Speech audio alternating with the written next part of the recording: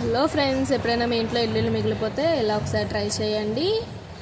ఒక ఉల్లిపాయ, కొన్ని పచ్చిమిరపకాయలు, ఒక టమాటా అన్నది కూడా కట్ చేసి పెట్టుకున్నానండి. ఒక ప్యాన్లో ఆయిల్ వేసుకున్నానండి. ఉల్లిపాయలు పచ్చిమిరపకాయలు ఫ్రై చేసుకుంటున్నాను. ఇడ్లీని చూసారా, చక్కగా ముక్కల కింద కట్ చేసుకోవాలండి.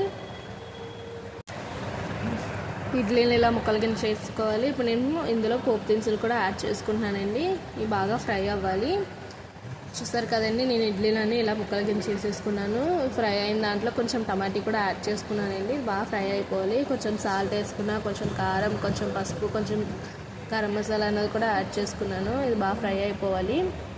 బాగా ఫ్రై అయిపోయింది కదండి. నేను ఒక టీ గ్లాస్తో వాటర్ అన్నది కూడా నేను యాడ్ చేసుకున్నాను. కొంచెం ఇది గ్రేవీ చిక్కగా రావడం కోసం, చిక్కగా అయింది కదండి, ఇడ్లీలు కూడా యాడ్ చేసుకొని బాగా ఫ్రై చేయాలి. బాగా ఫ్రై అయిపోయింది కదండి. కొంచెం కొత్తిమీర అన్నది కూడా యాడ్ చేసుకున్నాను. కొంచెం ఉల్లిపాయలు కూడా యాడ్ చేసుకొని తింటే